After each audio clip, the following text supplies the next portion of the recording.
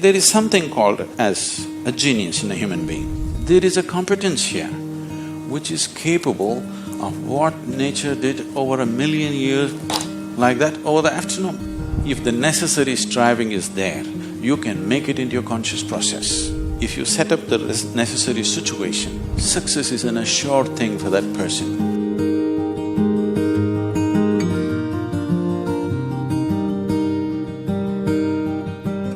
Small things or big things, it doesn't matter. In every single act, a human being longs to be successful.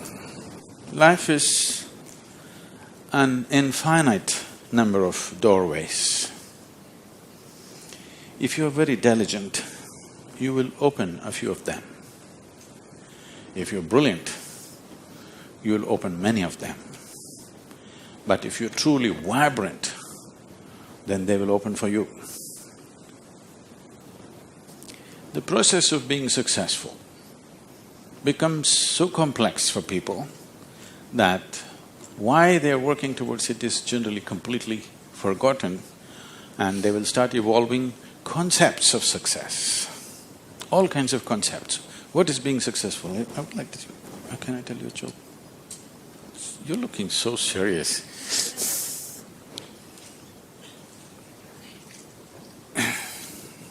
There was a man in India whose name is Shankaran Pillai. Okay, it's like John Smith.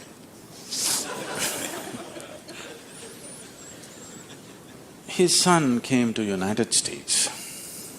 Obviously, an Indian young man means he's a software engineer. He went to Texas, Houston and started working there. Then he fell in love with a white American woman. He struggled because back home, this love affair is a crime. He struggled and struggled, then one day told his mother, then the mother informed the father, and the father exploded. He went back home to convince him, didn't work, because in India, if you have to get married, they're tracing your family tree for 5,000 years. They're looking at the genetic purity of the person that you're marrying. So somebody from somewhere else, a white woman from America, how can you marry her? What do we know about her genetics? Where does she come from? What is her lineage? Da, da, da. So no way to convince, he came back. And of course, when he came back again, he fell in love and they went ahead. Then the father disowned. Shankaran Pillai just disowned his son, I have nothing to do with you. But years went by and they had a boy. And the boy's picture from the day he was born, it was on the Facebook, and the wife sticks it in his face, and the little baby, and it is growing up every day and all the things. Slowly, you have disowned the son, but the grandson is a different matter. Slowly, within a matter of 1-2 years, he completely fell in love with this little baby that he has not seen. Things happened and people started coming from America, those who were traveling. Oh, you must see your grandson. You not seen him? Oh, you must see him, this is the fruit of your life. Slowly it caught him. Then he decided he's not going to see his son's face. He'll come to America and only see the grandson's face. And of course he's not going to look at that white woman. Then he came to America and a 7-year-old boy, full of energy, they're living on a small ranch, he's all over the place doing all kinds of things. He completely got washed away by this little fellow. Then this little boy one day said, "Grandpa, come, I'll show you my archery skills." He took him to the barn inside and he went into the barn and there he saw 8 targets, all of them with the arrow in the bullseye. Shankaran Pillai looked at it and then he thought, oh, this is my grandson. He thought of all the great legendary archers of India, Arjuna and Ekalavya and he saw the future, all the Olympic gold medals falling from the sky. Then he asked "From what distance did you shoot?" The boy said, "From 20 yards. "What? From 20 yards, 8 targets, you shot them dead on, bullseye? How do you do this?" Then the boy said, "Grandpa, I first shoot and then paint the target." So, these concepts about being successful can be very crippling. And I've continuously been with people, they've reached a certain point of success and their concepts of success are not fitting, their life is not fitting into their concept of success and it's breaking it and they think something is going wrong. It is not going wrong, they're just getting better, situations are pushing them on, but their concept is breaking up, so they're suffering their success. You will see any number of people going through these kind of things. When we talk about success, I'm sure all of you must be already having plans as to how to unfold this success in your life. Made your plans. Plan is good. But plans again can get caught up in things because you plan from what you know today. Nobody can plan from something that you do not know. Your plan means it is an exaggeration of today as a tomorrow. Right now you're here at a certain level, now you think, my plan means this must be 10 times more in this many years or whatever, or 100 times or 1,000,000 times or whatever. But plan is just essentially an exaggeration of what is today. Maybe there is a certain logic to it, maybe there is a certain understanding of the logistic attached to it, but essentially it's an exaggeration of today. That means in many ways it's ruled out whatever other possibilities which are not yet in your experience. In Pennsylvania, you heard of the Pennsylvania floods? Pennsylvania has floods, It once happened, a big flood came and water started rising in a small town and it rose up to the houses getting submerged. So 2 young boys got onto the roof of their house and they were sitting there. And then they saw a hat going up and down in front of the house. One of the boys asked, "What is that? Why is that hat going up and down?" So the other boy said, "Don't worry, it's my dad. Yesterday night he got into a fight with my mom and took a vow, hell or high water, I'm going to mow that lawn."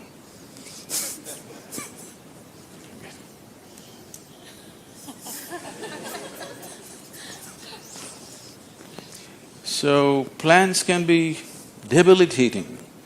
It's good to have a plan, but it's more important that you have a purpose. If you have a purpose, plans will evolve, things will happen, plans will fall apart, new things will come up. Whatever has to happen will happen. If you hold on to a certain purpose, other things will just serve that purpose. But if you are very committed to a plan as such, then plan can become a blueprint for restriction. It is also a possibility. It's all right to hold a plan, but you must hold a plan at a certain distance. You shouldn't get identified with the plan. The process of success. See, essentially success is a desire in every human being. You can put some fire into it and make it your passion. But if it becomes a need within you, that you must be successful, otherwise you will suffer, then you are heading for a problem, a serious problem. Our passions can turn into poison if we start becoming resentful for the non-fulfillment of those passions.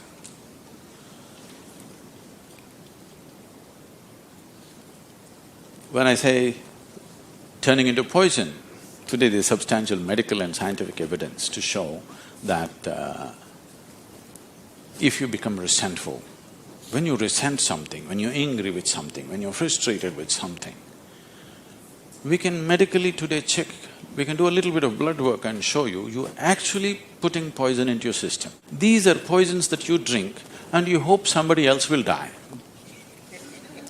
Life does not work like that. If you drink poison, you die, and it's fair. It's very fair, isn't it? If you drink poison, you must die. I drink poison, I want him to die. It doesn't work like that.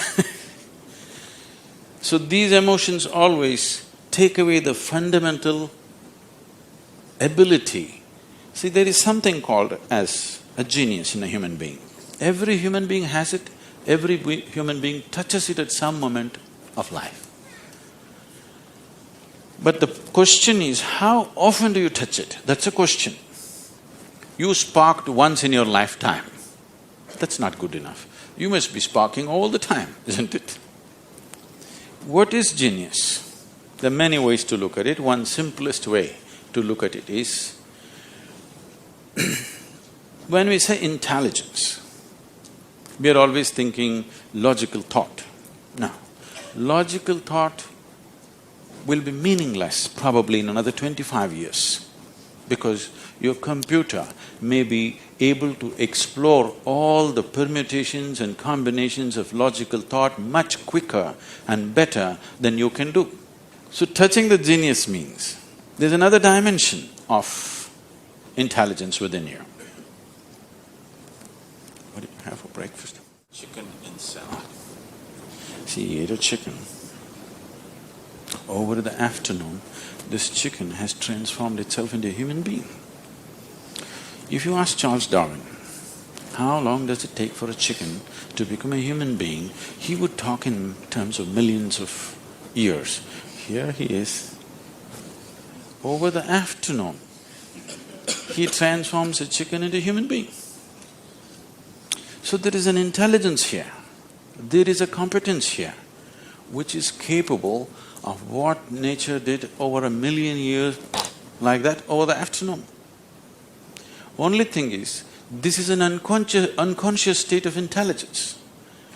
Whatever is unconscious, if the necessary striving is there, you can make it into your conscious process. In your conscious process, if this intelligence, even a drop of this intelligence is available to you, suddenly life will spark like it's a magic.